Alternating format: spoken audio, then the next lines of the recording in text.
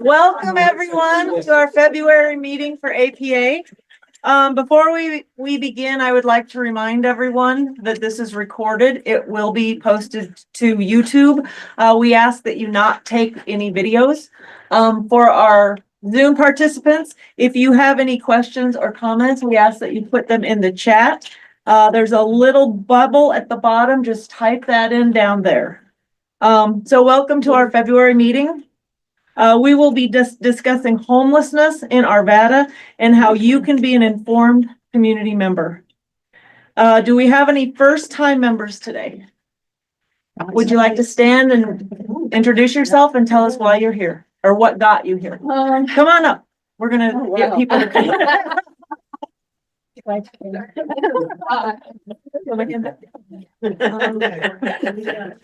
name is Heidi Glow, and I've been in Colorado for 3 years. Well, I moved here from New York following my daughter and got married here, whatever. And I'm a retired nurse, 47 years as a nurse. And I am a Democrat and disgusted with the Trump administration and all their plans. So looking for ways to take action. Thank you, Ivy. Yeah. All right. Anyone else? That killed the spirit. All right. Yes, would you like to come up and introduce yourself? I don't want to come up. Okay. My name is Emily Ward. I've lived here for about 10 years. I dipped my foot in or toe in ASP a while back, but sort of now we really need to step up. Right. So I'm here to help in any way. Thank you, Emily. Anyone else? Yes. I'm Jill Armstrong. This is my husband, Don. I've been a lurker with APA for a long time and thought I should finally come to a meeting. I've been working on housing issues for probably 10 or 12 years. And so I wanted to hear what the panel had to say. Thank you. Hold on, we got one more. Yes. I'm Kathy Brownquig, and I have been here just over 3 years, and I certainly with the homeless, and I'm now retired social worker, and I also taught at times, and I wanted to get involved because the sooner we take care of some of these issues, the better off our community is, because we treat people with respect. It all comes back to us. Right. So I'm really glad to see a committee like this. I was really very pleasantly surprised. So thank you. Thank you. Anyone else? Anyone new to APA and like to introduce yourself? Yeah. You've got somebody online. Yes, we're going to take care of all the people here first. My name is Linda Parisi, and a friend of mine told me about your organization when we were talking about the fact that I felt like I really needed to do something besides reading hundreds of emails in my inbox and being disgusted. So I'm here to do whatever I can.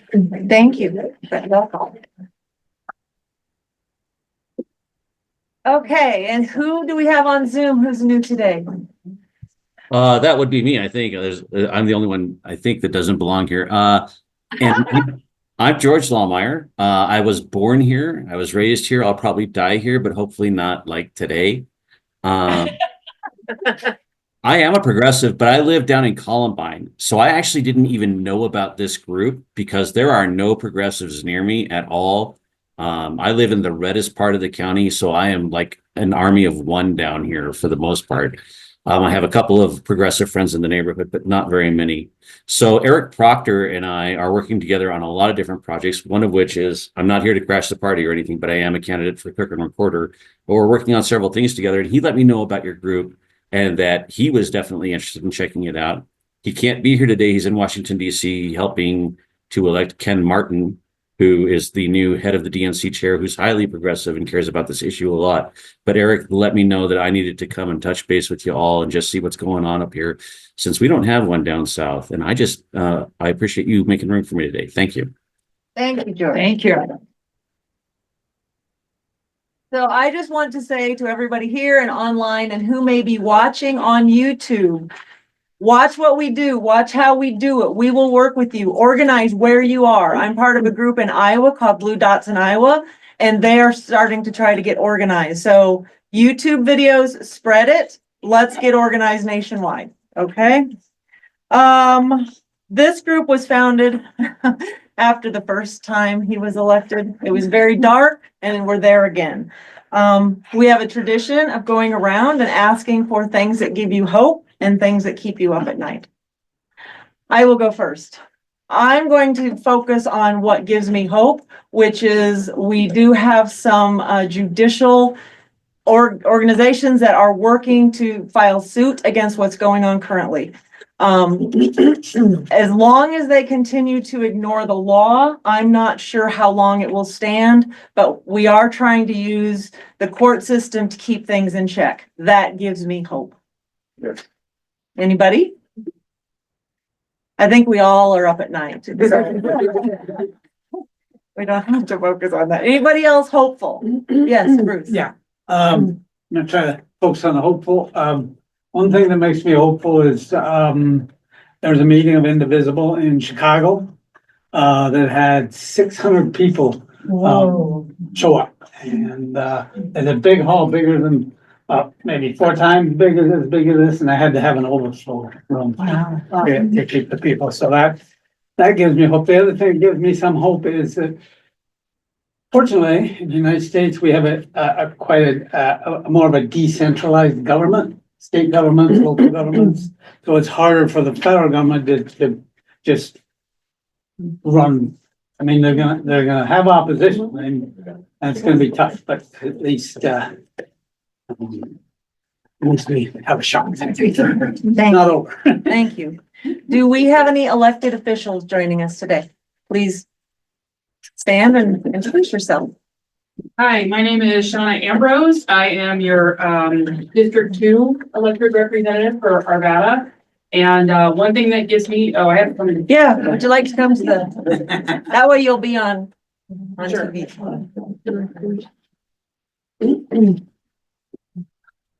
Hi, everybody. I'm Shauna Ambrose. I'm on Arvada City Council with Randy. And one thing that's given me hope is that ICE planned to raid twice, and both times their plans were leaked, and so they didn't raid because of fierce community opposition. So I hope that we are able to keep that going. Thank you. That's good. Any other elected officials? Randy will be speaking to us in a bit. We have candidates too. Oh, do we have candidates who would like to speak to us? Hi, my name is Rebecca Lovison. Would you like to come up? My name is Rebecca Lovison. That's Rebecca with a CK. Nope. There you go. Hello, my name is Rebecca Lovison. Thanks for the practice as always. That's Rebecca with a CK. I'm running for Arvada City Council District 3. And honestly, what gives me hope is all of you. When things like this happen and we come together for what we believe in, it gives me hope that a powerful group like this can come together and make the change. Maybe not the whole world, maybe not the whole country, but our world here. Yeah. Thank you. I'd like to point out that this is the seat that is currently occupied by John Marriott. Okay,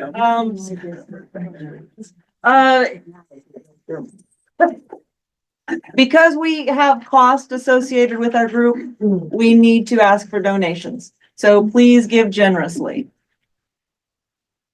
I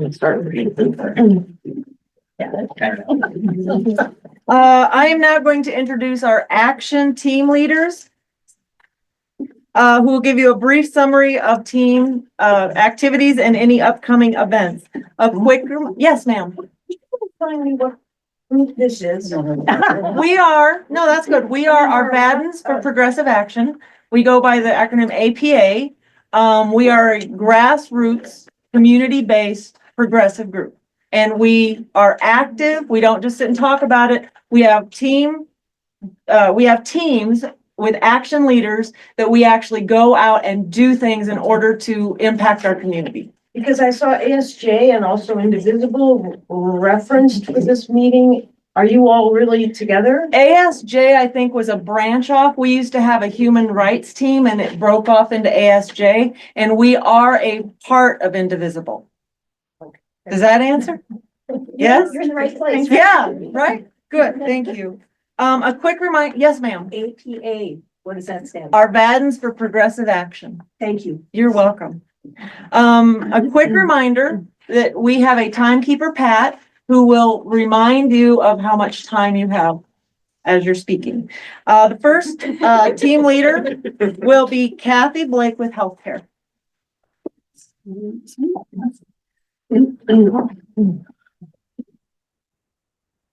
Good afternoon. I'm Kathy Blake, the APA Healthcare Action Team Leader. Our team met with state legislators at the Capitol last Monday on Healthcare Lobby Day.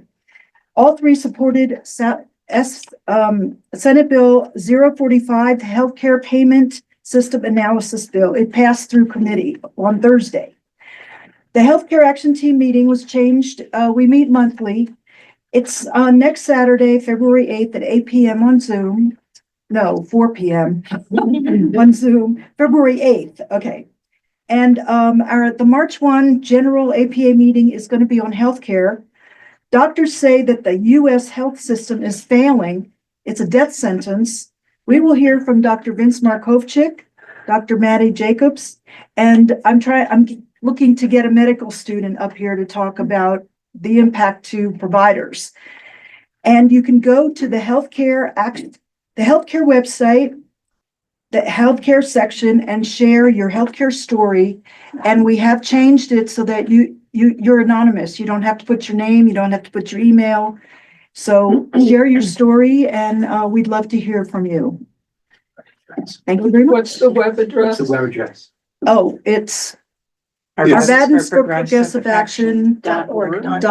Yeah, ask Mr. Google and he'll take you right there. All right, thank you. Our next team leader is anti-war Bruce.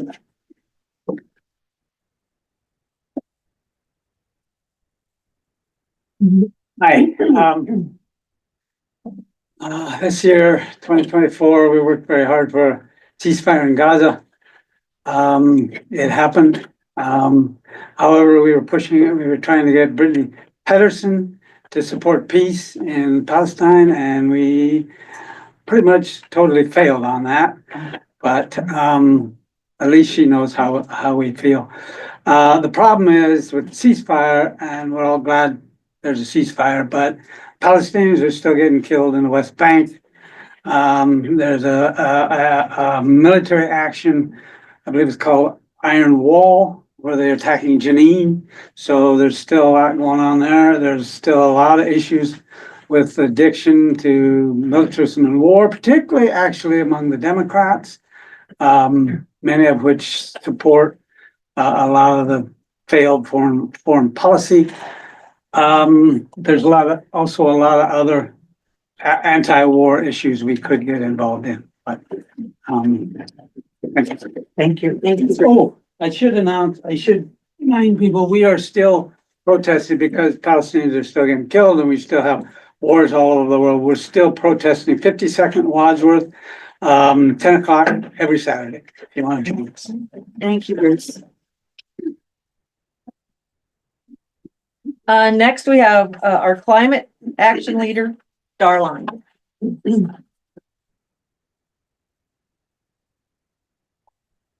Well, thanks. So for the climate action team, we're doing our best to get the world to break its addiction to fossil fuels. And we're the best example of thinking global, but acting local. We've got a climate action plan in the works for the city of Arvada, and the Arvada Sustainability Advisory Committee is in the lead for that. Thank you for those folks who joined the last meeting last month. Rebecca joined and a number of folks joined online. And we found out that unfortunately we had a delay in the plans for getting the climate action plan up for a vote with city council. It'll probably be delayed until the spring, so a couple of months. but we're still moving forward, and I'm going to send an email out to the climate action team with a spreadsheet of all the folks that are already planning to give public comments, and you can look at the topics that we're looking for other people to speak on with regards to public comments in the city council meetings leading up to the vote. We also have a spreadsheet that lists all the organizations that we want to sign on to our letter of support. So you can look at those organizations and see if you'd be interested in speaking to those organizations, as well as if you want to add organizations that you think would be interested in supporting the climate action plan vote. The climate action plan will probably be available to be viewed by the public within a month or two. And as soon as we have that plan available, we'll be able to look at details and see what specific aspects each citizen can speak to, as well as the organizations. We also are trying to get the Jeffco students and parents for climate action involved because they're working very hard to get Jeffco schools to have a climate action plan of their own. They made the first step of having a sustainability manager hired, but they have a lot to do in order to catch up to what the city of Arvada is doing. And we want to see if there's some overlap between the Arvada Climate Action Plan and what the Jeffco students and parents are doing. There's actually going to be a training session on Wednesday night. It's mostly focused on the students. My daughter is a student at Ralston Valley High School, so she's going to be involved. And we're trying to get the training to inspire students to work with their environmental clubs and work with the teachers and staff at their schools to push for a board policy for Jeffco schools to be able to implement a climate action plan for Jeffco as a whole. So that's it for me. Thanks. Thank you, Darwin. Political action, Joyce.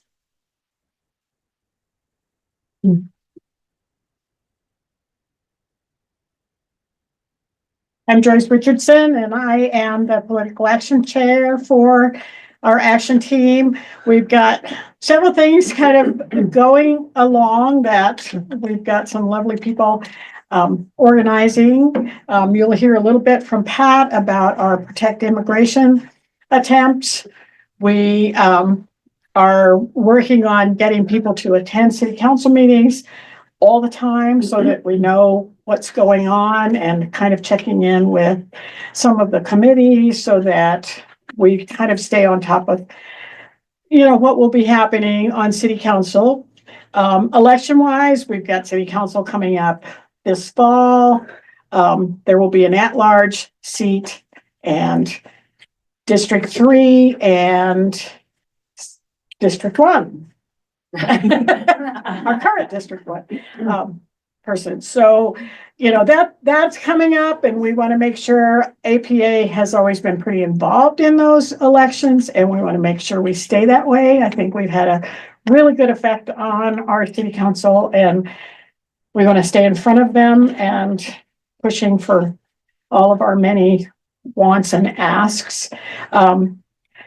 Globally or nationally, call all the time. I've put my numbers in my cell phone. I can just hit the button and leave my message, whatever it is that day.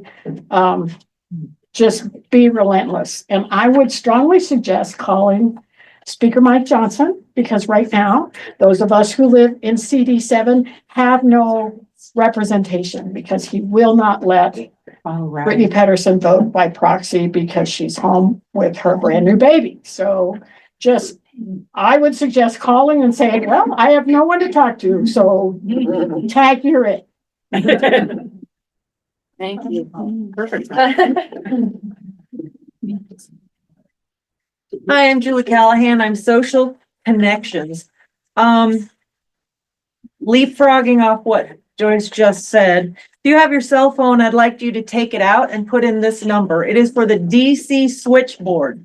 You do not have to call every one individual number. You can call one number to get to the DC switchboard and then ask for your representative. It is 202-224-3121. When you press that call button, it says you have gotten the DC switchboard. Who's your representative? Who would you like to talk to, or if you don't know? We have Senator Bennett, Senator Hickenlooper, Brittany Pedersen, who is not available, so ask for Mike Johnson. The question I want you to ask every day is, are you going to hold Trump accountable for his unconstitutional actions? Every one of them have taken an oath to the Constitution. And that is the question we want to answer. Yes, ma'am. Repeat that number, please. 202-224-3121. Again? Thank you. 202-224. Oh, I'm sorry. 202-224-3121. And I want you to call every day. If this many people call every day, you can believe they're going to hear us. And the question is, are you going to hold Trump accountable for his unconstitutional actions? That cuts through everything. Okay? If they hem and haw, you ask again, you call back tomorrow. Okay? That's my political action. Okay, so we just finished up book club. Our band book club of the month was To Kill a Mockingbird, and it was fabulous. Lots of wonderful lessons that we could learn about what's going on today. Our next book is going to be Catcher in the Rye. You spent all your time. Oh, I gotta go a little longer. Catcher in the Rye. It will be on February 13th. Our next coffee will be next Saturday, February 8th, Old Town Arvada, La Dolce Vita. Okay? That's for just your committee. Just social, to get together and talk, to lift each other up, to say we can get. What time is that? That will be at 9 a.m. Do you mind repeating both of those? Sure. I talked too fast. It will be on Facebook, and it will be in the call to action email that goes out. Okay. But the Social Connections Book Club band book of the month is Catcher in the Rye. It will be Thursday, February 13th from 3 to 4:30. Where do you meet? Pardon me? Where do you meet? Well, we met at my house, but if we get a lot of people, we'll go someplace that has more space. And then coffee will be February 8th at La Dolce Vita in Old Town Arvada at 9 a.m. And it is just to get together and say, how you doing, Pat? You hanging in there? Right? How you doing? We can get through this one day at a time. January was a whole. You're way over your time. I know. One last thing coming soon, we're going to have strategies for coping with ongoing trauma. We're going to have a therapist talk to us. If we need to have a big meeting area, I don't know if we're going to have 5 people or 50 people, but if we have 50 people, we'll have the therapist talk to all of us. Okay? Are you going to serve wine? I can do that. Okay, enough of me. Next is Pat Malone with Immigration Protection. Jeez, woman. I'm even gonna time myself. Okay, so, we have a 30+ team of people whose, purpose is to protect Arvada immigrants. And we've been attending city council meetings, for the last 3 business meetings. And the next one is Monday, the 3rd of February, and the following week. They're not usually 2 weeks in a row, but they're making up for the Monday holiday. So it's kind of a crunch time. If you can come to those meetings, please do. We're asking them to take proactive steps. We have talking points if you want those. But if you just show up and say, everything she said was good, I agree. Numbers really count. If you show up, we wear our buttons. There's a bunch of buttons back there. They say, protect immigrants. If you'll wear them, take one, please. So recently I met with this Dynamo member who just joined our team. She's really connected to the immigrant community and to just resources around Arvada that I never knew existed. And getting know your rights information to the vulnerable people in our city is their best defense. It helps them know what to say, what not to say, whether to open the door, whether it's at work, at home, playing basketball, whatever they're doing. So if you know someone who needs to know what their rights are. There are red cards up there. There's Spanish on one side, English on the other side. Please do take them. We can get more. There's about 50. Oh, Jennifer, I think you made some extras also and left it up there. I don't know where you are. I got 10 seconds. You can have some of my time, Pat. Your model. Oh, so the thing is that I'm stopping this. I love the control. There are a lot of barriers to getting information to the people who actually need it for their safety, because you can't publicize things or then they become a target. So that's one of our big challenges. If you know nonprofits, faith communities, schools, businesses, restaurants, where you know a lot of immigrants gather, take note of it, please. Let me know so that when we start going out with our cards, we're going to the right places where we'll have some impact. Thank you very much. Thank you. That's how you do it. That's how you do it.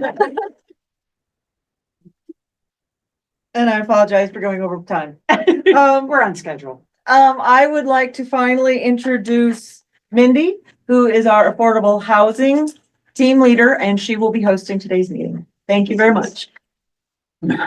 Thank you, Julie. Yeah, thank you. Wow, it is great to see everyone. And, you know, talking about trauma and needing therapy, that's why we're Arvadans for progressive action, because I found one of the best ways to make myself feel better is to do something and take action. And that's what we're hoping to encourage everyone here today to do after today's meeting. So thank you. I'm Mindy Moore. Can you hear me in the back? All right. First up, for today's program, Homelessness in Arvada, I want to thank members of our affordable housing team, Harriet Hall, Taylor Jarnigan, Judy Douglas, way in the back, Suzanne Sullivan, Barbara Dre, and also Julie Callahan, who, way in the back, helping us get everything put together today. As we'll hear from our panel, high housing costs are one of the main reasons for homelessness. Rents and home prices have skyrocketed, as I think by now most everyone's aware. And although we do see a lot of new apartment buildings being built here in Arvada and new homes, for many reasons, they're not affordable, whether you're a senior on fixed income, whether you're living on disability, for our youngsters, our young entry-level workers coming out of high school, community college, or college, or for our service industry workers and so many others. Housing costs are killing them in the metro area and in Arvada. There's a lot of reasons for that. We could have a whole separate meeting on it, but that is one of the main reasons for homelessness, as I think some of our speakers will tell you. I want to acknowledge that our city has been doing a better job in recent years on creating affordable, which usually means income restricted, housing. And much of that is due to our advocacy, Arvadans for progressive actions. We have come and bugged city council over and over for almost a decade now. So it works. The city has increased efforts to prevent homelessness and to help the unhoused. Some of the new apartment buildings that you do see, for example, on Ralston Road at Garrison, that's a new affordable housing complex right there. Vance Street and Ralston Road, that's Vance Street Flats, those are affordable housing. The Legacy Senior Apartment Complex on 64th, near Sheridan Boulevard, near Skate City there, that's under construction. That'll be affordable senior housing, as is the Family Tree Permanent Supportive Housing on Marshall Street Landing. And there's an upcoming Marshall Street affordable housing project as well. So new things are being built. So everything that you see built is not always market rate. Thankfully, some of it is affordable housing. Last year, the city hired 2 new homeless navigators. Now, these are young folks that used to work at the Denver Rescue Mission, I believe, and they are wonderful, getting kudos for helping our homeless adults with case management and working along with Mission Arvada. The city also just began a bridge or temporary housing program. They're using a state grant that they got from the original pandemic or CARES Act. This is a contract, so they're not buying anything, but it's a contract with the old Savannah Suites Motel on Sheridan. It's now called Suburban Studios. And this will house adults for 30 to 45 days, so they can be in one place while they work with the city's case managers to get into permanent housing. That's great. But the main gap we still face up north here is a city or county supported navigation center with 24/7 year-round shelter. And that's the main focus of today's discussion. As background, the city of Lakewood supported the nonprofit Recovery Works for helping housing insecure adults. They bought 2 buildings. One's a navigation center on Colfax and a motel out west for this bridge housing. And Lakewood pays for a contract, so paid staff help with the center overnight during severe weather. And this year, they're also going to be remodeling it, so it will be a 24/7 year-round shelter on Colfax. And that'll serve Central and South Jeffco along with the Navigation Center. So they're making great progress. Can we hold questions till the end, if you don't mind? Yeah, because also our panelists, we'll have like 20 to 30 minutes for Q&As at the very end, if that's okay. I appreciate it. Thank you. I'm a nitwit, so I'll lose my place. In North Jeffco, we only have Mission Arvada as a day shelter or a navigation center for homeless adults. It's a nonprofit relying almost totally on volunteers. It's in a somewhat controversial location in Old Town, and it's really not an adequate infrastructure or size for what's needed.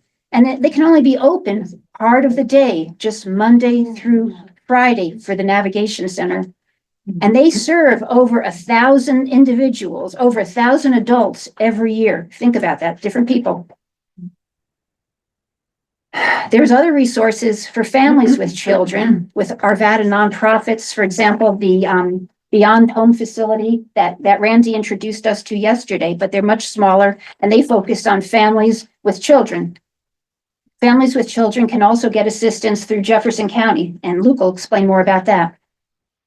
We also note this last year, due to funding cuts, Jefferson County lost its severe weather shelter where people were housed in churches overnight, and the Safe Parking Initiative, which allows adults to sleep in their cars in some church parking lots. Those have both lost funding or had to close.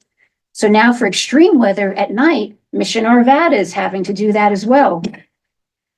Now, funding is available for this North Jeffco Navigation Center. We'll hear more about that in a little bit. The county set aside $6 million in American Rescue Plan Act funds for Lakewood and Arvada.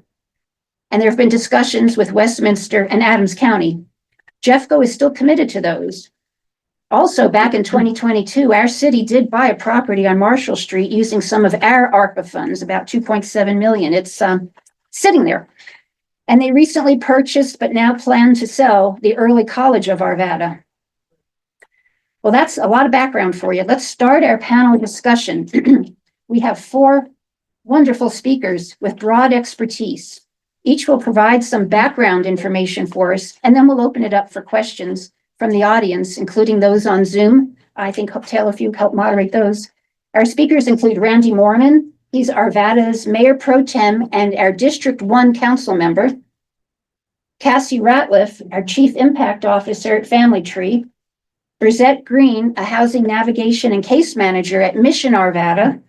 And Luke Campbell, the Homeless Response Coordinator for Jefferson County. So you can get a broad overview. And we'll start with Randy to kick things off. Thank you, Mindy. It's great to see all of you this evening. Mindy, I'm going to tell you and tell all of you, keep pushing. As an advocate myself, that is the best way to get the change that needs to happen in our community. And so I'm a firm believer in community organizing and tell you to keep doing that. Mindy asked me to start with why this issue is important to me, and I will start by saying I am not an expert in homelessness. For my day job, you all know I think that I work in recycling, something very different. But why this is important to me, that's a tough question that I've had to give a lot of thought to this week in preparation. And I'll be honest, it has to come back to my faith. That I believe that we need to love our neighbors as ourselves, and that each human being has inherent worth and dignity. And so I've looked over my experience in this, and it's been definitely an evolution, a time of growth. Early in my life, homelessness was something that I tried to avoid, that I felt very uncomfortable around, that I didn't want to talk about. I didn't want to talk to individuals that were unhoused. And trying to think about why that is, I think a lot of it is fear. It's that I didn't want to end up like that individual. And when I hear people say that homeless individuals, people that are unhoused, want to be homeless, I'm like, I would never want that on myself or anyone that I know or love. And I think that gets back to this. What I've had to deal with in my journey is understanding that fear, and how do I overcome that myself so that I can help other people. And so that's been part of my journey. And more recently, I think some of you know that I also am a foster parent, have been a foster parent. And I've had a number of foster teens come to my home who came from homeless situations, that lived out of their cars, with their parents. And what I really learned through that experience is that trauma can do really horrible things to a person. And that was something that was really hard for me to understand as someone who hadn't had a lot of trauma in my life. And how do I relate to a person who has, and the relationship that I try to have with these teens that have been in my care, and trying to understand their journey and where they've come from. And it was really challenging, because to me, what I thought was logical, and as a parent thinking about consequences with behavior, doesn't work with a trauma brain that's had trauma. And I think that's the same thing that when we are talking about unhoused who have experienced experiences that many of us have never experienced, it's really hard to have conversations. And part of what I am trying to think about how do we address this is we really need to stop dehumanizing unhoused individuals. And that, I think, is really one of the biggest challenges in our community right now when we talk about this. And so this is something that I've been giving a lot of thought to. And, I hear comments being made about, they're criminals, they're drug addicted individuals that are in our community. And I think about how, our neighbors that are housed, if our neighbors going through mental illness or addiction, we try to support them. We try to help them. We try to figure out what we can do to make sure they're getting the services and the help they need.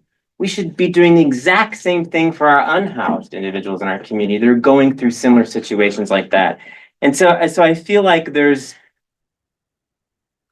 is something that we have to overcome as a community, is this dehumanization that's occurring.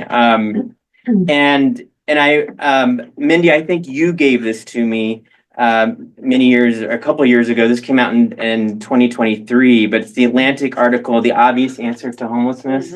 And so I shared it with council then, when you shared it with me. And I think one of the striking things that I learned from that article was, it's so easy for us to say that homelessness is caused by certain things like drug addiction or mental health illness.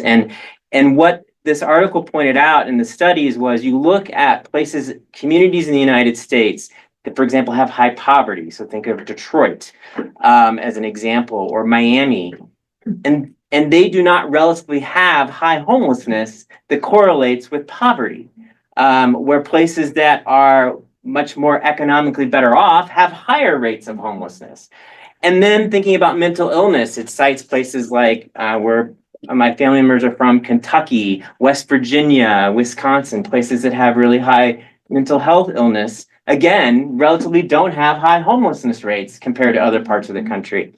So this idea that is the cause and that's going to help this, I think is misleading, and that really when it gets to the root of it, has to do with the availability of affordable housing. And that is what is causing homelessness. While all of these other, issues like addiction and mental health are definitely part of it, and we have to deal with all of it. But really, when it comes to addressing homelessness, for me, it comes down to availability of affordable housing. And then, when we think about whether it's prevention or addressing those that are facing homelessness right now, we have to do both. And it's not an either or. And I think that some of the solutions that we're going to talk about today are ones that we're going to continue to work on, and that I'm dedicated to working on. And Mindy wanted me to, and I'll close with this because I know I'm running out of time, but Mindy wanted me to talk about some of the things that I've been working on. And so 2 years ago, when I really started to think about this and how to work on this in the city of Arvada, I brought faith leaders together in the city and service providers. And we met several times, and this was really an education for me to understand what we're already doing and what are the resources that are available, but also what are the gaps and what might we work on to address those gaps. And I think what the conclusion that I took away, while there are many challenges and many barriers, but what I took away was we need to look at a 24/7 emergency shelter and a navigation center. And for me, that means having a location where those barriers are significantly reduced. So individuals can easily have access to the services they need, and there's coordination among those service providers. So we don't get duplication of efforts and making sure that our resources are being used in the most effective and efficient manner. So that is something that I am truly dedicated to and prioritizing and continue to work on. Mindy talked about a lot of the different things that the city has done and is investing in right now. So I'm not going to reiterate all of those, but we do have, I worked very hard and several other council members in getting into our council strategic plan a priority of addressing homelessness. And so that is really a cornerstone to the work that then council can do. And as part of that, we hired Scott Shields, who was with Family Tree, to help develop our homeless action plan. It's still a draft and we still have more work to do on that, but I am dedicated to making sure that we continue to work on that as a council and our city staff. And of course, then the purchase of properties that Mindy mentioned. The first one on Marshall Street was done before I came on council, and I'm still learning about some of the challenges there with that property. I know one of the big ones, though, is there's environmental contamination on that site that has to be dealt with, and so that is a significant barrier for us. Plus, we'd have to build a whole new building, and that would be a significant economic cost. And then the Early College of Arvada, while that is a disappointment to me, and I'm sure many of you, I think that we can learn from this experience and we can move forward. And I'm really hopeful, getting to one of the questions earlier about what I'm hopeful for. I've been having some really good conversations with regional partners right now. And I think that because we tried to do the Early College of Arvada here in the city of Arvada, our regional partners are starting to pay attention and re-engage. And so I'm having some really good conversations with them and thinking, how do we find a site that's appropriate and that regionally we can have a regional investment by our regional partners and have a place that's going to be right for Arvada and right for our community.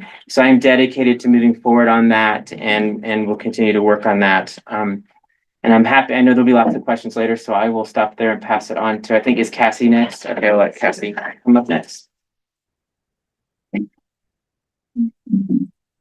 Hi, everyone. My name is Cassie Ratliff. I work at Family Tree, and I have been working on housing and homelessness here in Jefferson County and specifically Arvada for the last 20 years. And so I see a lot of familiar faces from groups like Heading Home that I've participated in.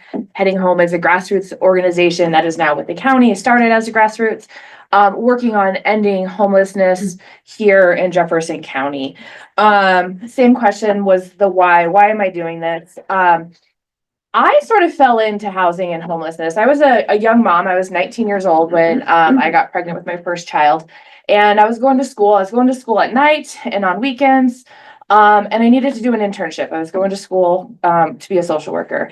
And, a lot of places that do internships don't do nights and weekends. And that's really all I could do because I had a full-time job during the day, to take care of my kiddo. And, I felt, someone in my class worked at, what is now Roots of Courage, which is the only domestic violence shelter here in Jefferson County, formerly known as Women in Crisis. And she said, hey, why don't you come over here and you can do your internship? And then that was really some of initial exposure to homelessness, because along with the cost of housing, one of the other biggest reasons that people enter homelessness is due to domestic violence and family violence. And so it's one of the top causes. And so I became engaged in homelessness then, and then started working in housing. And it was confusing for me. What the media and what I had learned about people experiencing homelessness, I think maybe similar to you, is this fear and how scary folks are, didn't line up with the work I was actually doing and the people that we were actually serving. It was folks who were kind and compassionate and caring and looked out for each other, often looked out for me as a young social worker. I kid you not, I had more people walking me out to my car to make sure I was safe, meet me outside, or heck, one time I locked my keys in the car and they just hung outside with me until a locksmith came.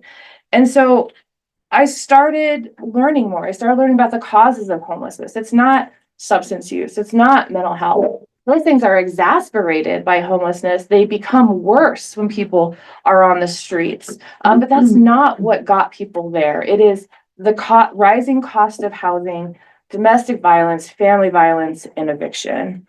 I am excited. Family Tree is developing permanent supportive housing right here in Arvada. Mindy mentioned it. It's called Marshall Street Landing. It's over off 56th and Marshall Street. That will be 85 units of supportive housing for people experiencing homelessness. And that's really important here in Arvada. Last point in time count, we had 293 people experiencing homelessness. 161 of those folks were unsheltered, sleeping outside. So when we're talking about building 85 units of permanent supportive housing, that is making a significant dent in the number of people experiencing homelessness here in Jeffco. Supportive housing is one of the most efficient, effective ways to actually end homelessness. It is an evidence-based model, meaning we've done it time and time and time again, and we have shown that it actually ends homelessness. So it is affordable housing with the addition of case management. And so we work with folks who've experienced homelessness for a long time, help them get into units, and we work one-on-one with them to help them address the reasons that brought them to homelessness, the reasons that kept them in homelessness, and all of the things that go with that.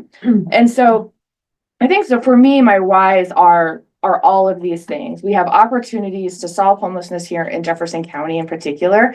The last point in time count last year, Jefferson County had a little less than 1,000 people experiencing homelessness. And why we keep talking about it though here in Arvada is 32% of the people experiencing homelessness in Jefferson County are here in Arvada. So this is why we're talking to you all and community about a navigation center. Second highest homeless population, Lakewood is number one. And the two cities actually comprise 76% of the people experiencing homelessness here in Jefferson County.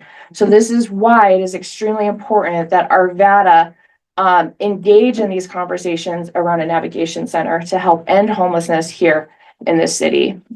Navigation centers are great.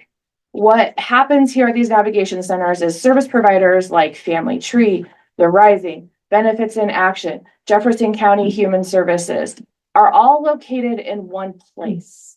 We're able to go there to meet people where they're at, so people don't have to drive across town or more likely take buses across town to multiple appointments. We're more likely to be able to engage in assisting folks. I think one of the other pieces of a navigation center that's really important, and I think the most controversial, this is what I think the city of Arvada was really pushed back on, was the need for a shelter. You heard Mindy talk about the severe weather shelter network closing down. That was one of our only shelters here in Jefferson County. And it only opened on nights when it was really cold, meaning 32 degrees and wet or 20 degrees and below. If it was 33 degrees, they weren't open. That's still really cold for people to be sleeping outside. The Navigation Center would include a 24/7 emergency shelter. And why that is really important when we talk about these numbers in Jefferson County, of that 925 total in Jeffco, of the 293 that were here in Arvada, 161 of those, 55% of the people who are homeless here in Arvada, who actually started off in Arvada, call Arvada home, or Arvada residents, are actually sleeping outside. It is deadly. The temperatures are cold, and it's even deadly in the hot months. People are heat stroke and skin cancer and things that folks experience because they're sleeping outside due to the elements. And so this is why groups like Family Tree and appreciate the city being here and the Rising in the county are here talking to you all about homelessness in Arvada and why we need your continued support in educating folks in our community about this, because in Arvada, it is a really big problem. It's also a very solvable problem in Arvada. Solutions like the Navigation Center, solutions like Marshall Street Landing with Family Tree, solutions for affordable housing that are coming into our community, which will prevent episodes of homelessness, is everything that we can do to reduce this. It's 293 people, y'all. It's solvable. Arvada is in a really great position to actually end homelessness in the city. And so, but it will take voices like you all, collaboration, coming together, action to do that. Supporting the ideas of NAV centers, pushing down the NIMBY voices, the not in my backyard. Yeah, so I just got a 30-second. I'm gonna sit down and not go over time like some other people, but I'll be here for questions and thanks. Oh, I don't know who's next, sorry. Hi, thank you all for having me here. I'm not very much of a public speaker, so forgive me. Berzette, Okay. can you be a little louder? Sure. Pretend you're yelling at your kids. Okay. You want me to go back to pool back there? To be able to give you some inspiration? Yeah. Okay, you guys, I'm here to talk a little bit about Mission Arvada.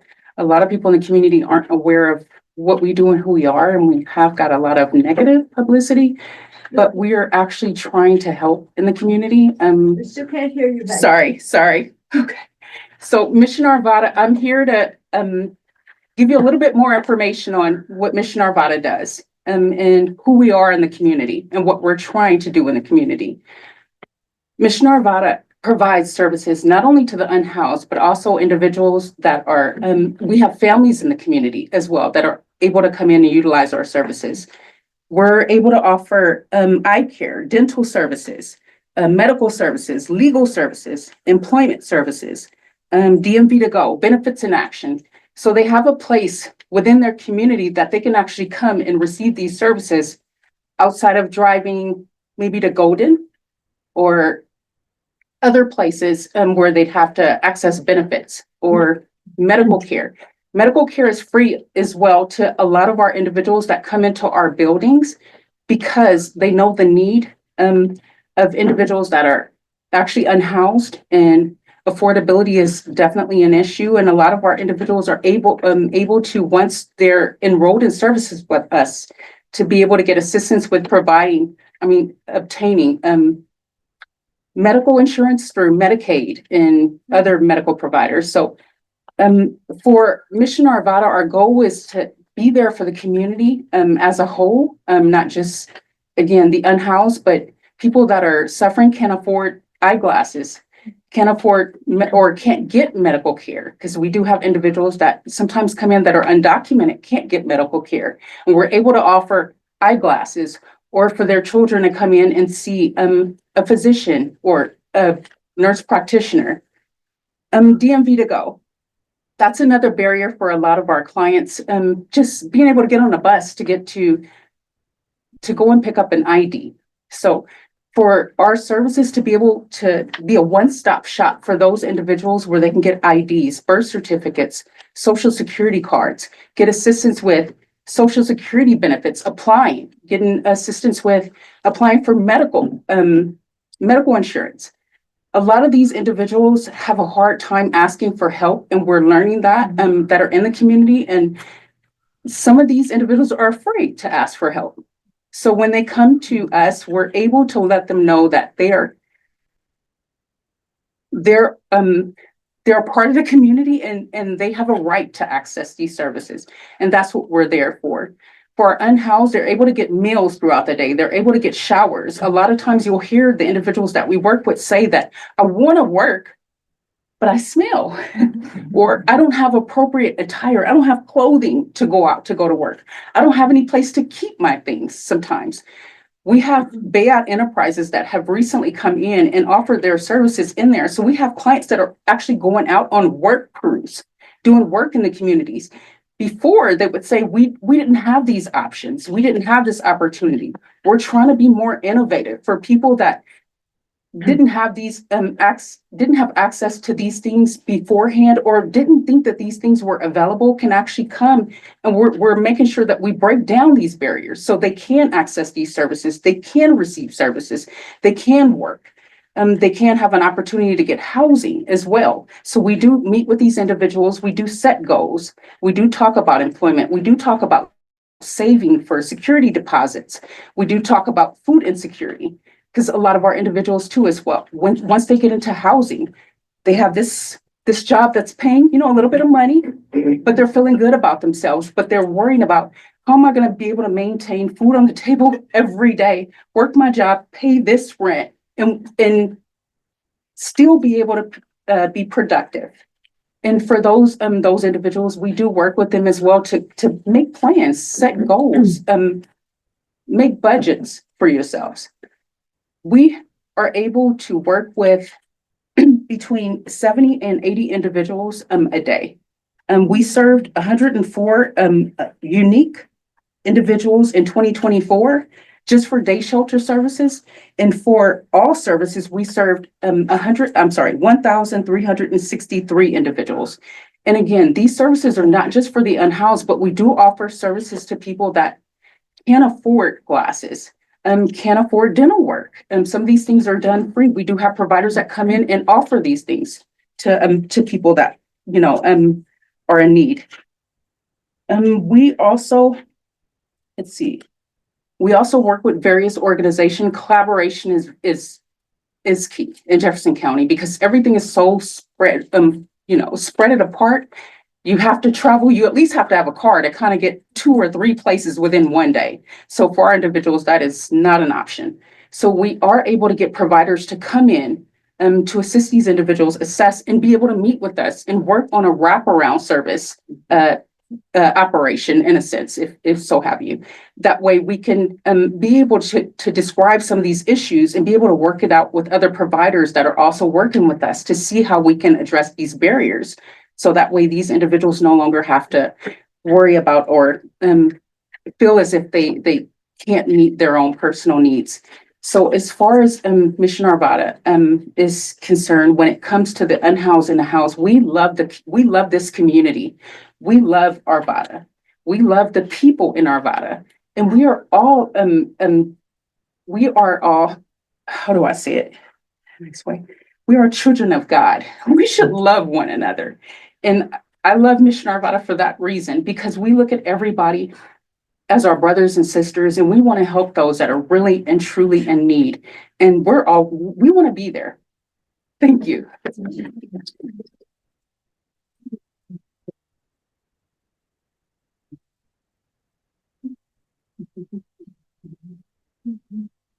Hey y'all, my name is Luke. I am the homeless response coordinator with Jefferson County, and I wrote a thing, so I'm going to read a thing. I'm not as smart as the people who preceded me, so I'll probably wander from my text. Can you hear me in the back? Red leather, yellow leather? Okay. My name is Luke Campbell, and since August, I have worked as the homeless response coordinator in Jefferson County. I work for Jefferson County Human Services under the supervision of Carrie Rennick, our regional homeless coordinator. Prior to this job, I worked in direct services with the Colorado Coalition for the Homeless, where I worked with high acuity clients. Frequently, they had dual diagnoses of substance use disorders or mental health disorders. They were what we would refer to as chronically homeless folks. They've been on the street for years. And like Cassie said, the reason that they ended up on the streets was not those substance use disorders. or mental health disorders, but being on the streets for years can exacerbate those issues. The clients I worked with at CCH were deemed the highest users of public resources like jail beds and hospital beds. And they were part of a program called the Social Impact Bond, which was a study to see the cost benefit of housing someone versus the public cost of having homeless folks on our streets. After that, I worked in Denver with the Colorado Safe Parking Initiative, where I worked with clients who were, for the most part, very high functioning. If you saw them walking down the street, you wouldn't know they were homeless. They had jobs for the most part, and they had largely they had lost their housing due to a medical event or a disruption in their family. And for me, that was a stark reminder that a lot of us are just one traumatic event away from being on the street. Like, those two jobs were very different, but what was the same was that the people I worked with were whole entire people, and they had whole lives, and they had families and friends, and there was ups and downs, and they were funny and they were smart. They are funny and they are smart. Most of them are still with us. And not one person that I worked with chose to be homeless when housing was an option. In my current role, some of my responsibilities include helping communicate our severe weather response and coordinating our severe weather motel vouchers. So far this year, the county has paid for over 2,500 motel rooms over the course of 34 nights where Jefferson County and its cities have declared severe weather. Like Cassie said, that's overnight lows of 32 degrees with precipitation or 20 degrees with or without precipitation. These motel vouchers are issued by our city navigators to individuals who are deemed unable to utilize congregate shelter and are used for overflow when the severe weather shelters like Recovery Works in Lakewood or Mission Arvada at the Rising Church and Evergreen Christian Outreach up in Evergreen. When they are at capacity, the county pays for motel vouchers for overflow. And every single night we've had severe weather this year, we've had significant overflow. I support in the coordination of our point in time count, which took place last week. I know some people here volunteered. Will you raise your hand if you volunteered in the point in time count? Thank you all so much. Myself, with over 150 volunteers from around the county, surveyed folks staying in shelters and folks who were unsheltered on the street. The purpose of the point in time count is to get a sense for the total number of people experiencing homelessness on a given night, and it is far from a perfect system. In my personal opinion, it results in a pretty large undercount, but it does have value in its capturing of people who aren't utilizing resources, who could be documented elsewhere. Last year in our point in time count, I think this was stated earlier, we had 925 people, 369 were sheltered, 556 were unsheltered. That's in Jefferson County. And my personal expectation is that this year's number will be larger in both categories and will remain a significant undercount. Before this, I worked in Denver. I live in Denver. I haven't spent a lot of time in Arvada. I spent a lot of time in Lakewood and Golden and around Jefferson County. So I made it a personal effort to spend as much time on the point in time count as I could in Arvada, because it's a community I don't really know. It's a geography I don't really know. And I spent 15 hours over the course of 2 days surveying folks on the streets in Arvada, under bridges, at gas stations, in parks, on bike trails and sidewalks. And what struck me, and this is anecdotal, was how many people's last permanent address was in Jefferson County, as well as how many people reported growing up in Arvada or Golden or Lakewood or Wheat Ridge. In my current role, I also support our county's Built for Zero initiative, which is focused on ending veteran homelessness in the county. We have a list of every individual. It's called the by name list. Every individual who's a veteran experiencing homelessness in the county, and every other week, service providers and the VA and the county get on a Microsoft Teams call and by name talk about every single veteran experiencing homelessness. It's called the by name list. Since the start of last year, we've brought our list down from over 40 individuals discussed every other week. Folks are being added and taken off to around 20, which tells me that when we put resources towards housing folks and work collaboratively, making a sizable difference is more than possible. At Jeffco, we also support the Heading Home like Cassie mentioned, it's a collaborative between city and county employees, service providers, faith-based communities, and private citizens to address homelessness and housing instability. In our current iteration of Heading Home, because there have been many over the many years, we have 5 work groups and we meet monthly. And those work groups include community engagement, homelessness prevention, homelessness response, strengthening the housing continuum, and data integrity. And it is part of the county's effort to align the region and support collaboration within the county. In Jefferson County, we have the Jefferson County Navigator Collaborative, which is comprised of our city's various homeless navigators. They're called something different in each county, or each city, I mean. But their role is mostly the same, to work with folks experiencing homelessness and support them in getting into housing. This includes Hudson and Alex, Arvada's homeless resolution case managers, who, if you have not met, they are wonderful and they are thinking outside of the box, and I'm proud to work with them in a number of capacities. At Jefferson County, we have what is called the White Swan Motel, which serves families with children. It's an old motel on Colfax. It's near Sheridan, and it serves as a form of transitional housing for families experiencing homelessness. Families can be there for up to 60 days. I think sometimes there's some wiggle room there.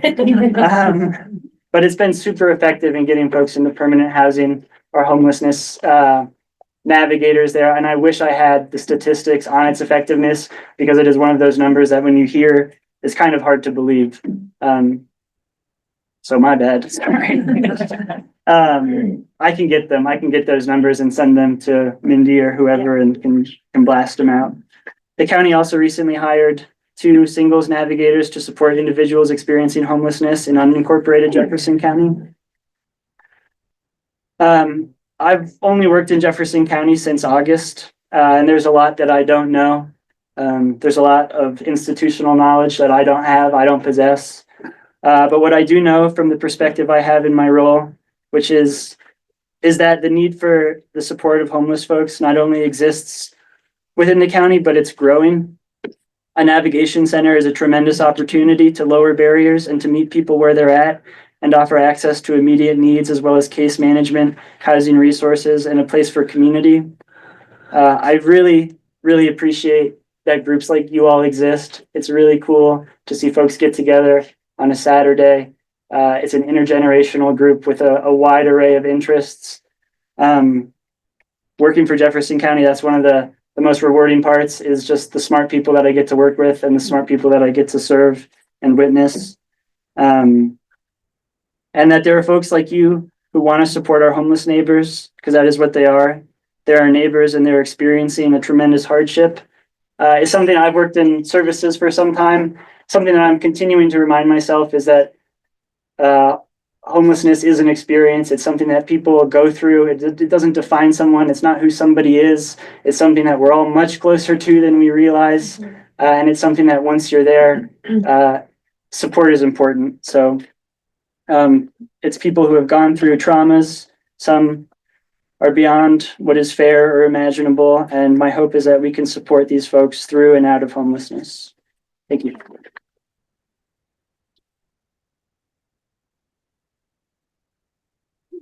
Can we give a round of applause to all our speakers?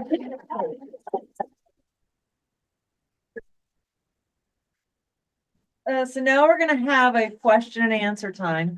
I know people don't like to walk up here and talk, but because we're going to tape this and put it on a YouTube video, if you're back there, the video won't make sense once they start answering.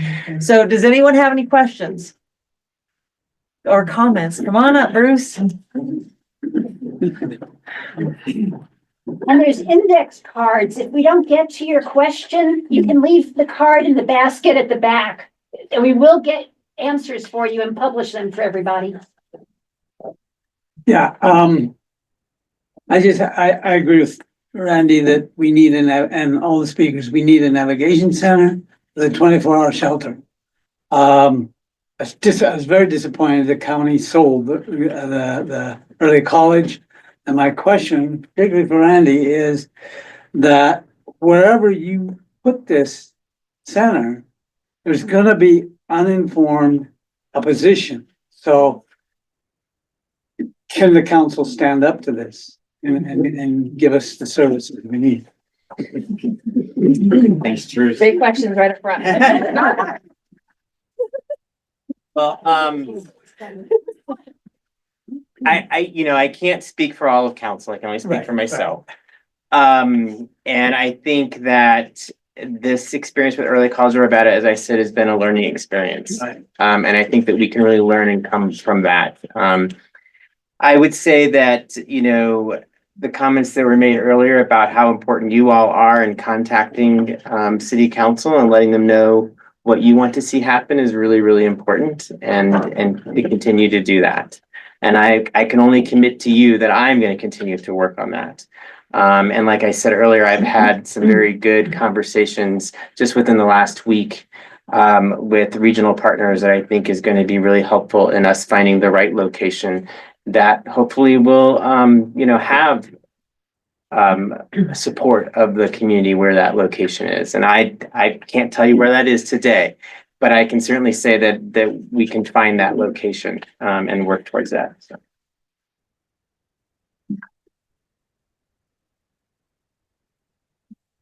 I just want to say that like I said before, numbers really matter. And we in APA, I feel we haven't shown up for this particular issue and been to city council in droves like the NIMBY community who did. And now they're selling that property. So it's on us that when there's a big issue that needs to go in front of city council, we need to show up. We need to be there and speak up. Would you like to come?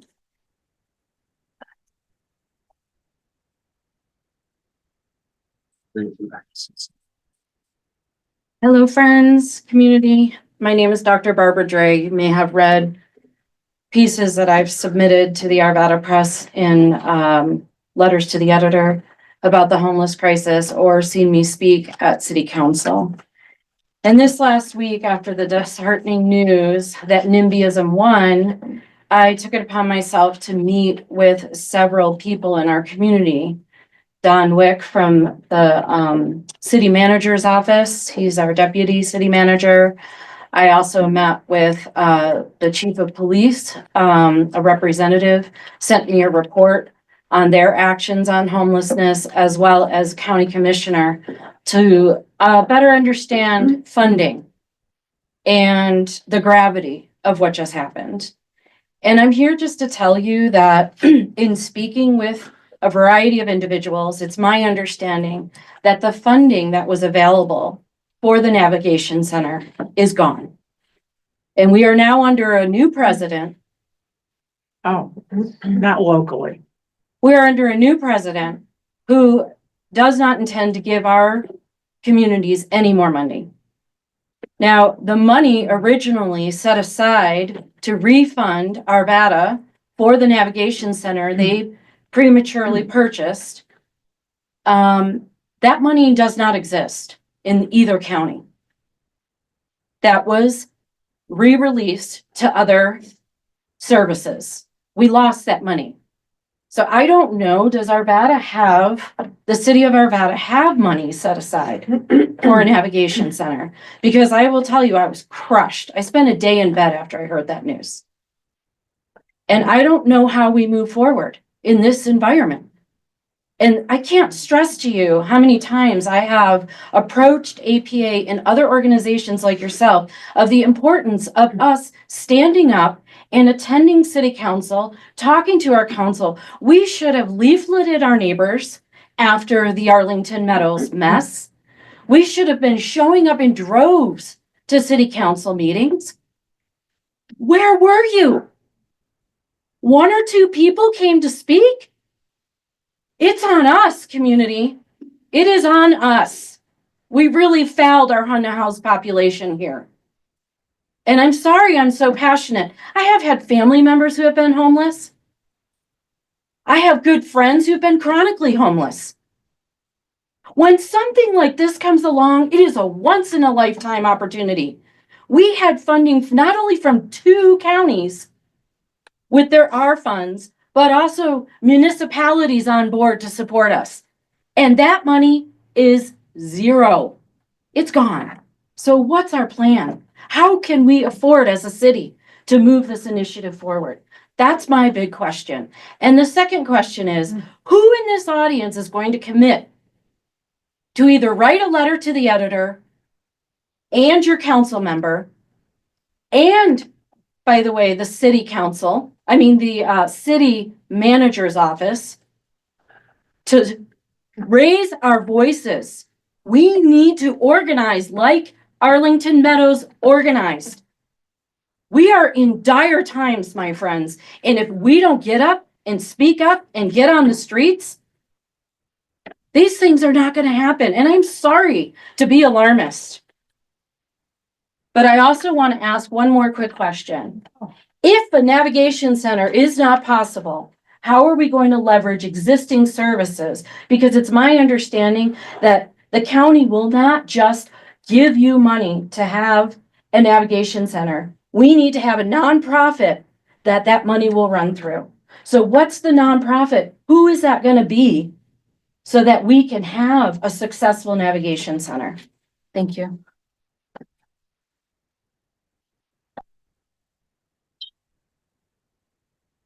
Hold on just a minute. I don't know if you're expecting anyone to respond or Yep. you just wanted to speak. Ma'am. Does anybody want to respond to her questions?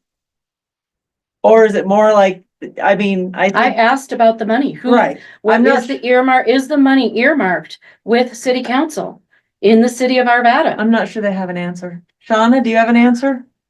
In the fact sheet, it says Jeffco has dedicated 6 million total.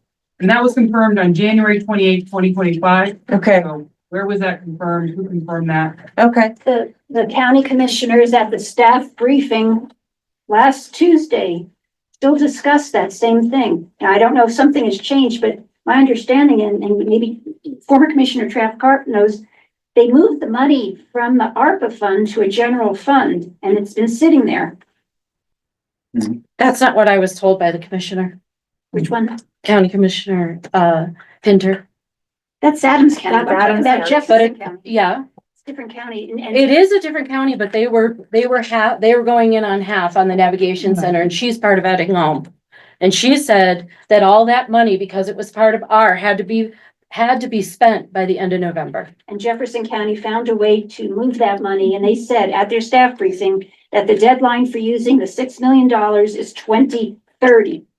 So I'm just gonna leave it there. We're not gonna, we don't, this is not the forum to argue this, but that's what I heard last Tuesday when the 3 Jefferson County commissioners were talking at their staff briefing.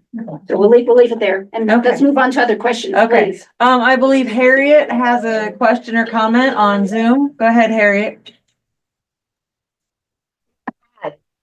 So my question is for Randy and also for Luke. And that question is Adam, and it's maybe related to the last issue, although I'm definitely not wanting to sow divisiveness or be controversial here, because I think we all need to come together. But is Adams County a regional partner in the Navigation Center, no matter where the location is? And I also, while I've got the floor, want to say thanks to Luke for getting to know Arvada through the point in time survey. I think that's great. But the question has to do with whether Adams County's on board or not. Or whether it was just because the early college was in Adams County. Yeah, I have not had conversations with Adams County yet, so that's next on my list to reach out and talk to them. So I've only been aware of the Jefferson County side. And so they have been supportive, and as we talked about, they've set aside funding. So that's all that I've been aware of at this point. And I don't know if Sean has had conversations with Adams County, but that is, it needs to happen, and that is definitely my plan to reach out to them.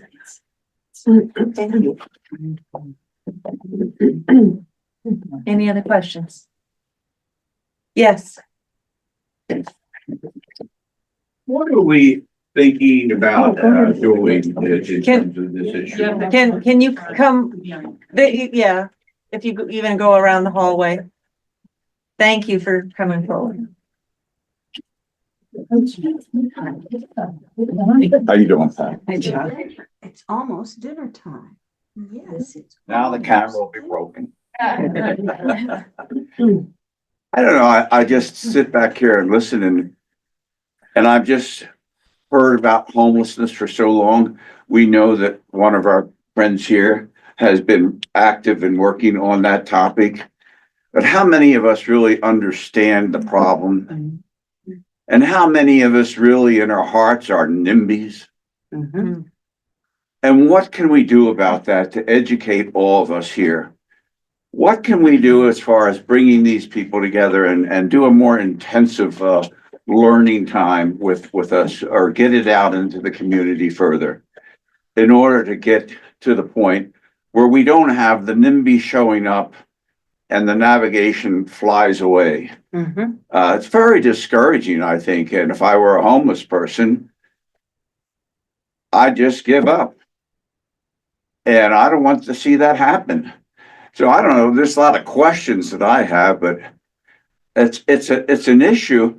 You know, I know down in Houston, you know that they've done a really good job in Houston, Texas, which surprises me with homeless. Well, you know, I'm a biased person from Arvada looking down at Texas, but there's a lot of good people in Texas and there's a lot of good people here. So I just think the whole thing of educating ourselves, even at the deeper than what we did today, and thank all of you for coming here to share what you did. But we really need an intense education on this, and in my opinion, so you know, my opinion is worth the 5 seconds that I gave you. But I really hope that we can maybe take this issue just like some others. The political action group, for example, this is a time when we got to come together and we got to say, damn it, this is not going to go any further. We got to do something about this. We can't stop. We've got to get on here and take on this misinformation. We had a speaker a couple of years ago that come out here. So I just really think we got it. It's great that we have a once a month meeting. And I'm just really excited to see so many people here today. And I understand right after the election that this group got a lot of numbers then too.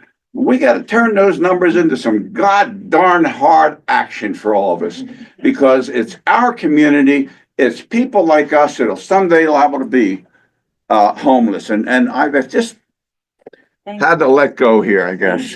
Thank you. Okay, so I just heard from Jefferson County Commissioner Leslie Dahlkemper. I asked her about the $6 million. Not true. We have still banked $3 million for Lakewood and $3 million for Arvada. Yay! Oh, good. That's what I'm trying to tell you. So that was wrong information. That's why I put it in a fact sheet. All that money is contingent on the city's final plans, but the dollars are still there as of right now. So, whew, that's a fact, okay? Okay, good. Thank you, Mindy. I just wanted to speak to the issue of educating ourselves. Something that I have found that's been very informative to me is volunteering. So I've spent time at the severe weather shelter. A couple of weeks ago, I was at the Rising overnight. I did the point in time count last week. I mean, just getting out there and talking to individuals that are, you know, unhoused and learning about their journey and the barriers that they face. That to me has been really informative. And so I encourage you all, if you haven't done that, to take the time to do that. Thank you. Good point. Thank you. Yeah, come on up. Come on up. Keep them coming. All right. Okay, one of the things I really like about what I've heard is that the proactive approach that we're going to provide services, because people are not wanting to be homeless. They want to have the support they need. And I'm just wanting to make the thing a little bigger. You mentioned alcoholism, causes of homelessness. Okay, alcoholism, mental health issues. Not what they said. Well, they're not, but they're exacerbated. Sure. Okay? Yeah. Right. And I wanted to ask you about medical bankruptcy being a cause of homelessness, that people have these huge operations that they have, I'm healthcare, right? I have to see it through my rose-colored glasses.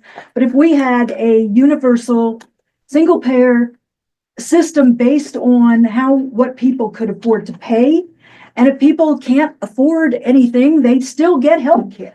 So I'm just wondering if you could speak to, are you guys in support of our mission to get rid of the profiteers for healthcare and to help? Mental health has been a problem, okay? I've been trying to get on as a Medicaid provider now for 8 months, still spent 4 hours today on it.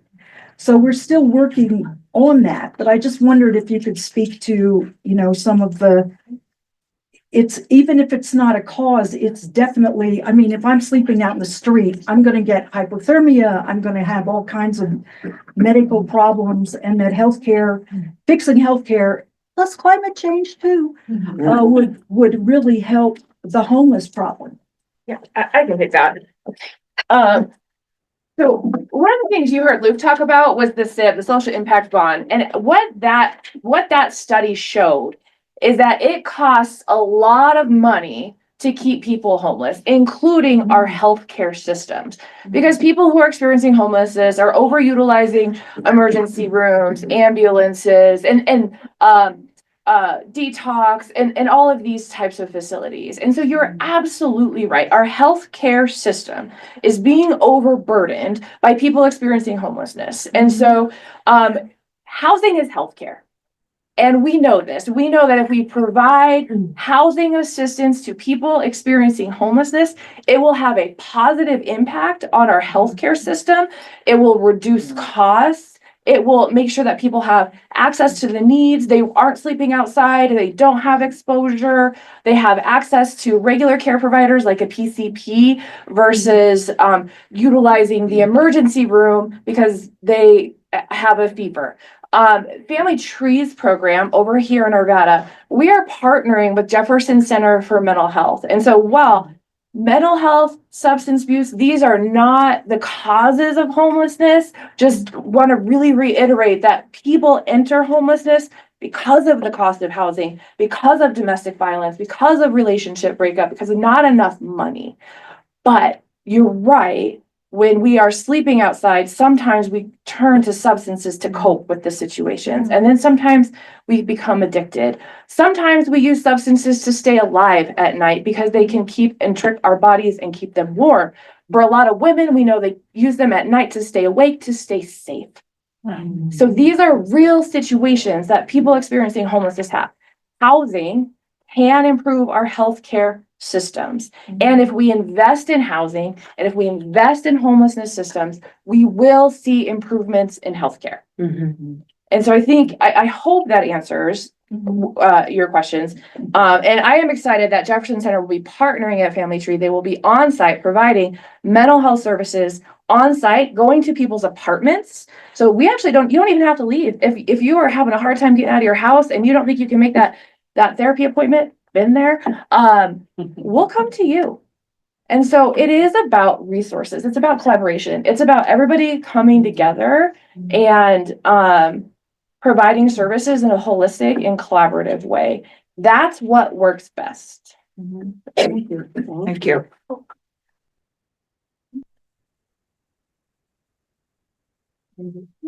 Hello, everyone. My name is again Rebecca with a CK. Just, it's all fun. So I think what we learned, Nelson Mandela said, "I do not lose. I either win or learn." And the only way we are going to be able to make change in our community is to learn from what happened. And if we listen to our also neighbors in Arlington, they're afraid. There's fear.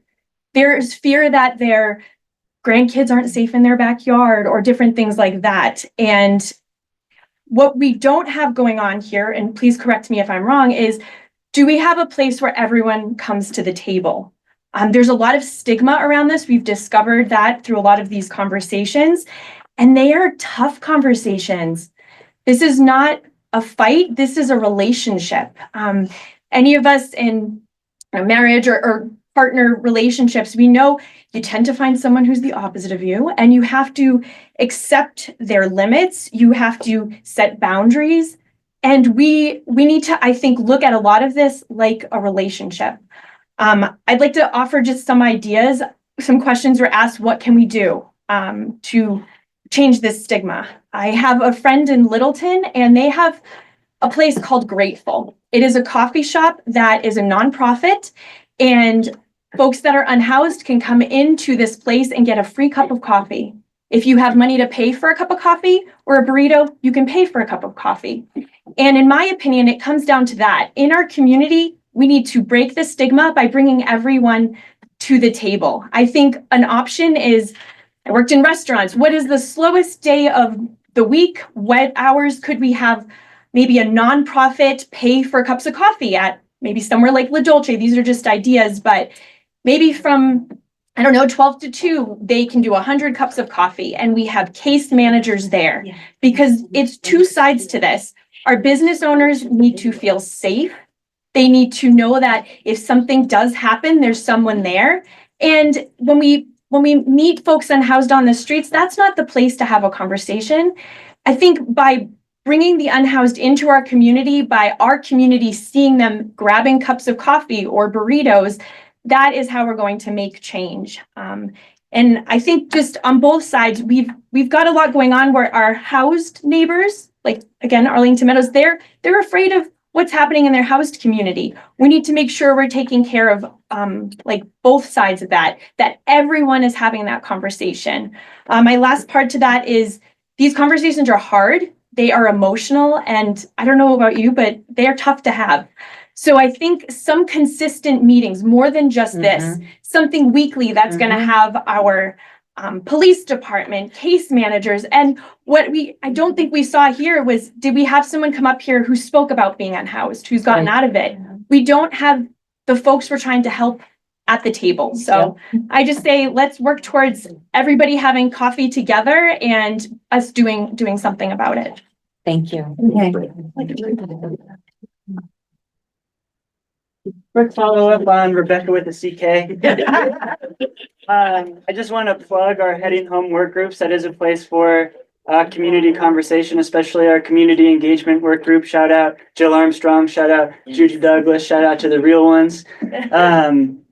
Currently, we need members in that group. And so I would love for any of you to join. I'll send a link for the sign up to Mindy that she can blast out with whatever else is getting blasted out. Like the recording for today. Currently it's a place for conversation, and we're talking about education versus advocacy. We're having a lot of conversations about conversations in these work groups right now. And then, just to tag on the importance of bringing in folks with lived experience. I think we may have actually had that on the panel tonight. But it is tremendously important. And Heading Home is also a place for that. So join a Heading Home work group. Thank you. Oh, do we want to go over or write those down? That's a question for the audience. I mean, we have index cards for people to write questions on. If we run out of time, you could leave them in the back, or we could keep going till we all expire. General question from the cloud here. Okay. Has there been an effort to involve, prepare, and include our unhoused neighbors, such as rallying transport to city council at every meeting, where unhoused neighbors can also present comments regularly if they wish, and become more of a visible community to our council members, or include them in other ways where they're not just clients to our council members? It's a very sensitive subject for someone who is currently unhoused to be brave enough to get up and say that. But yes, we have had people who are or have been recently unhoused speak up and are willing to. It's more, you are going to hear about a planned day of action on this subject, where we are going to not only write emails to our city council and county commissioners, but we do plan to go in person and speak up. It's the Arlington Neighbors people came every 2 weeks to city council, but they had a vested interest. You know, it's their homes, their neighborhood. And so they kept rounding people up. it's hard to get that momentum going for even a group like this. Are you willing to go every 2 weeks? Yep. I know Barbara is, but okay. Well, we will talk more about this, and these are really great suggestions. What do you guys I want to do? just posted a link to the chat, and we will post it on our webpage as well. So we have a Google Drive, and we have a lot of information that has been posted there.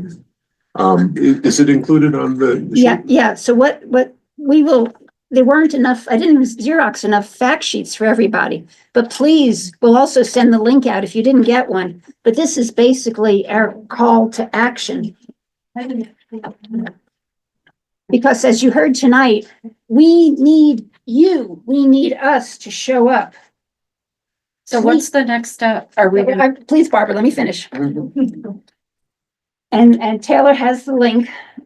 We need you to talk to your family, your friends, your neighbors. When someone makes or grouses about a homeless person or says anything about homelessness, please read this and give them some facts and real information. Educate them, please, even if it's on Nextdoor. And equally importantly, we will have a call to action right now, today. When you get home, please email your Arvada City Council members and the mayor, all 7 of them, the Jefferson County Commissioners and the Adams County Commissioners. And their email, there's like one email you can use for all Arvada, one email you can use for all Jeffco, one for all Adams County. Please email them right now when you get home and let them know we want a regional solution to a navigation center. They need to come up with a final plan. They need to incorporate community feedback, yes, but they need to find a location, and they cannot take another year. It's going to be winter again in 9 months, folks. They cannot wait, another year to drag this out. It has to be this year, now, before next winter, that a location is found. They have a wonderful draft homeless strategy that Scott Shields wrote. It just needs to really be fine tweaked. That's all it is. Have some city council meetings, educational meetings like this. We can do this as a road show if our city would like. I think I'm volunteering everyone's time. We will go out wherever you want us, and we will talk about this issue and educate people. Okay? Whatever your neighborhood is, please help us educate. So that's the first step. And then there will be more calls to action with specific things, but please, for right now, email, and if you're willing to go up to a city council meeting, please, I've gone several times, contact me and we'll do that. Is there anything else that you think? No, I think we just wind down. Could I add maybe something to what you just absolutely. said? Sorry. Go ahead, Cassie, yeah. I'm not sure how many folks are familiar with the Arvada Chamber, or if you've never spoken before council before, it can be kind of intimidating, but the Arvada Chamber does trainings on preparing you to go and speak and advocate at the city level and at the state level. And so if you are interested but haven't done it yet, they are a really great resource, and they're encouraging folks to come participate and learn how to go to those meetings. So it's just a resource available to you all. Where would they find that? On the Arvada, you can go to the Arvada Chamber of Commerce, like their website. Yeah, they have an advocacy group on training, educating. You can practice your speeches that you want to say. It's a great opportunity. So who's gonna email? Yeah. Raise your hand. We count. I want to see how many emails are we gonna get out there today. Thank you. So I'd like to thank everybody for coming. I would like to remind you to call every day. I would like you to remind everybody to email. We've given you some resources. I would also like to address, I know you were very passionate what you said, but this is a group of people who are active. We take action and we show up. And I'm sorry that it didn't go the way you wanted it to, but I don't think these people are the reason it didn't happen. These people are here. And we take action, and I feel very protective of them. And so I just want to tell you that. Yeah, Shauna. Yeah, I just wanted to speak to that directly. Yeah, this is definitely not on y'all as a community, because I feel as a member of city council, I own some responsibility for this not happening either. I'm the district representative of where this was supposed to happen. We're supposed to have a robust community engagement process, right? You all can't just keep on coming to city council meetings and expect that to work. We were supposed to create a container and education, the stigma of homelessness. Like, we as city council have been resolute before. Remember trash? Like, we have been able to do that before, but that was years of planning. And we were able to say 2/3 of the community wants this. 1/3 of the community is going to shoot us apparently about trash, but we didn't have that data with this. It was backwards. We bought the center, then we told the community what it was for. When really back in 22, when we bought the place, the 52nd and Marshall location, we should have had a site selection task force then to figure out where could we put this thing and involve and have community members involved in this. We should have a homelessness action group or committee at the city level already if this is one of the top issues. So I appreciate, that the community needs to be involved, but I also do not blame anybody at Arlington Meadows. No. Right? It is scary. It is scary for people you don't know. I'm not scared because I was born into homelessness. Like, that's my community. That's where I come from. I had my kids going to ECA every day, going down the G line, down to the Arvada library, and the, thickest part of homelessness that Arvada has to offer for 3 years. Nothing happened to them. But that's because that's how I grew up.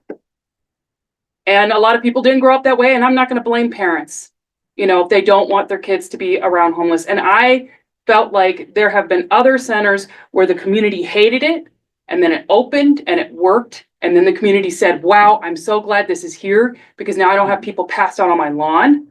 Now there's a place for people to go. I feel safer because there's more resources. And that's why I wanted to have this center go through. But I don't think this is on the community's fault. I don't think this is totally council's fault, but I do want to acknowledge my part in it. And I am trying to work with the city to make sure that we have a robust engagement process going forward. So when you write me tonight, ask for that. Ask when you go to council@arvada.org, ask where can we talk about this and get in depth with the real facts of half of the people who are homeless, this is their first time ever being homeless. How many of the homeless, 77% are families, right? These kinds of facts need to get out and be part of the public education. And we as a city really need to be doing on that. And that's what I'm committed to. So I just wanted to come up and say about that. And I'll also say that after July 15th, when we approved to purchase the early college of Arvada, I started getting phone calls every day, 4 to 5 phone calls a day as the District 2 representative and 10 to 30 emails a day. So this is how much the people who were afraid because the information was not out there. And so I pushed for that public meeting to try and get the information out there on September 17th. Because that's how many people were calling me a day. So if you're trying to think, what kind of pressure do we need to put on city council? A lot. I would say about 4 to 5 calls a day. Every day, and that's kind of what I got when I was on District 2. And I heard that community, and I think that they have every right to say, how are you going to keep us safe? How are our property values not going to go down? To do the education, with the panel of folks who were here, I feel like I did not get that to them because after the public meeting, we closed down and basically tried to refigure our strategy and then ended up selling the building. So that to me is from my perspective of what happened. Randy probably he was there, but has completely different interpretation, I'm sure, but I just wanted to share what I'm committed to and what I think we can do moving forward to make sure that we have the right amount of community engagement to show majority of people want it. Majority of people who even live there still want it, right? Yeah. And would it have been helpful for APA to put out some fact sheets? That's where we can work Well, what I'm together saying as is a the city's community. idea. Why didn't the city mail out a mail? Right. Yeah. We wanted a navigation center there. Why weren't we talking to people with the facts about why we thought it was a good idea to do it? We fronted the $6 million. That's why I'm saying I'm responsible for not informing the community, not engaging the community, and I'm committed to creating that space. Thank you. I know Arvada people don't like Boulder, but the Boulder shelter on North Broadway, I have friends that live in that area and they have no problems with the Boulder shelter. Up Same with people who live near Recovery Works. They say Right, right. Recovery Works opened, their neighborhood got better because there weren't people coming into the neighborhood anymore. They were all along the street. But the police actually respond now because there's that. These were the models that I was trying to go for. But again, it's not just having a good idea. You have to be able to sell it. That's politics. Yeah. And I didn't sell it. I wasn't there enough. And so I'm gonna try to go again to create more spaces for community engagement so that there's a backing of an organized community to get these policy ideas actually across and enacted.